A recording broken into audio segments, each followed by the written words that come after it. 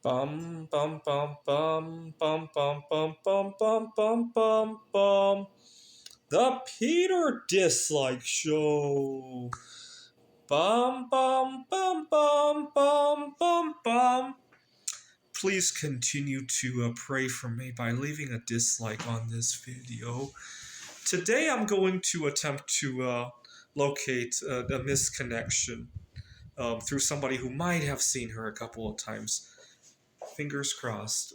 What had happened is that I used to go to a board game event every Thursday night, and I it was held at a bar, typical sports bar kind of food and all that.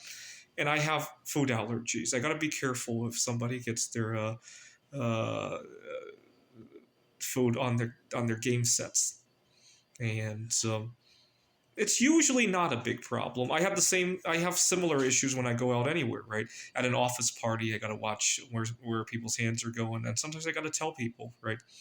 And most people take it in stride. Occasionally, you get somebody.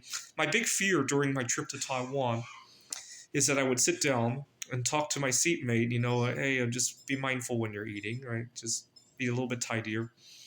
And some people get very defensive about it, especially it happens on the airplane a lot because you tell somebody that and maybe this person's already in a bad mood from having to fly, right? A lot of people don't like flying as it is. And it's become a license for them to get defensive. Why should I care about you, right? And one time I was on a plane that was roughly three-quarters full. Not all the seats were taken, and this guy got really defensive on me, and I had to switch seats.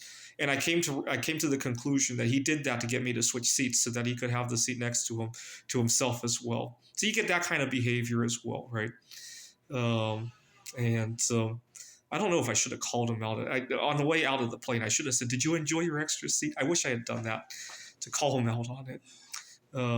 But so, anyways, at the board game meetup, this guy he brought Ticket to Ride. He brought one of the versions of Ticket to Ride. I think it was Europe, and so we had a table of 4 or 5 players going on, and as we were playing, his pizza came and he insisted on eating it at the table and getting the greasy pizza all over the game set.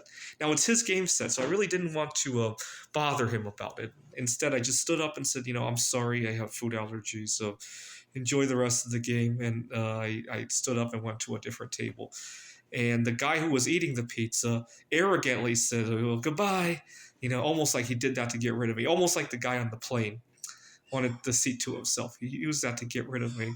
But the 2 other people at the table were really upset. They didn't want their game to be interrupted. You got to understand, some of these people take their games really seriously. Some people even keep personal records of high scores that they've gotten. And they take the game really seriously. Somebody walking out of a 5-player game in the middle of the game is very upsetting to some people.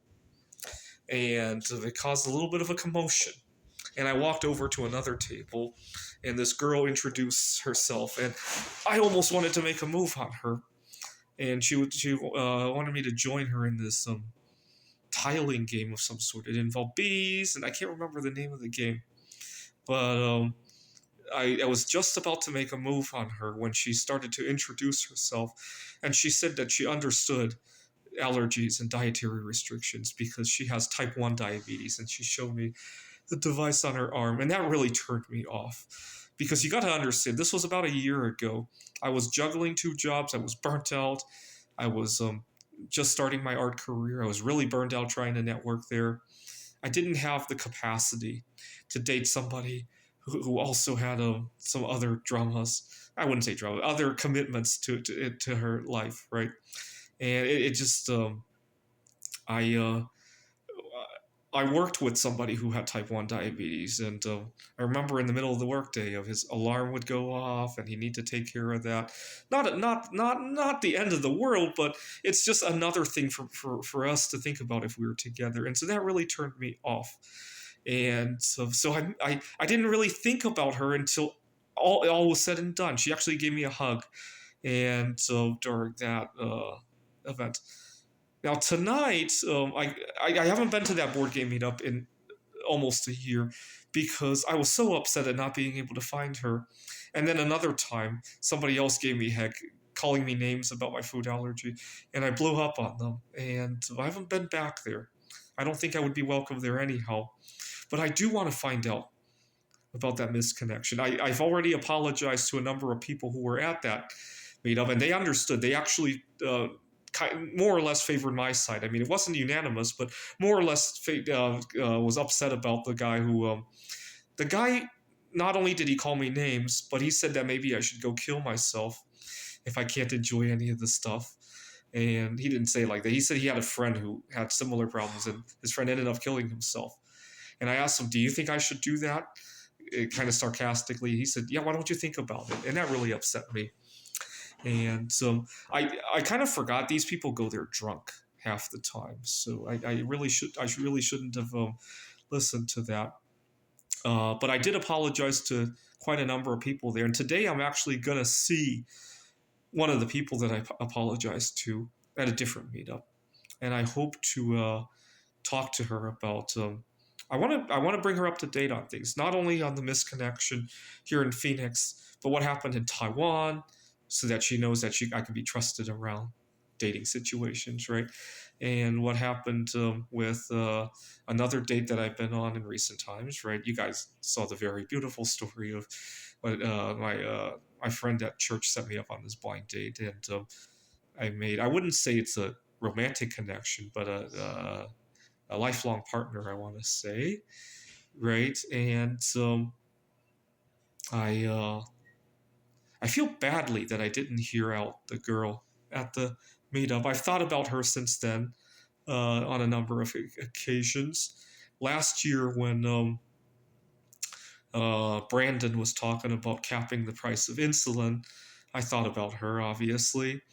Um, and I, uh, I actually kind of hope that she's taken by now. I would hate to think that, because judging from the way she was talking about her type 1 diabetes and uh, uh, how she manages, judging by how she talked about it, it was not a very, it had not been very long since she was diagnosed. Just from just the vibe of how she was bringing it up.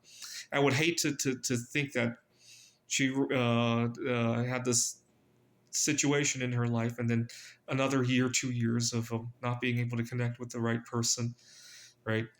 But I still want to find out where she is and how she's doing. So please pray for, and that will probably take my mind off of all the heartache of my. Watch my last video. I feel like I left a piece of me in Taiwan, right? Uh, all right. So please pray for that. And I make that connection again soon, or at least close that chapter in my life, right? Maybe learn that she's been taken, and and still make a friend, right? This is the Peter Dislike Show. Bum bum bum bum bum bum bum bum bum bum bum bum. The Peter Dislike Show. Bum bum bum bum bum bum bum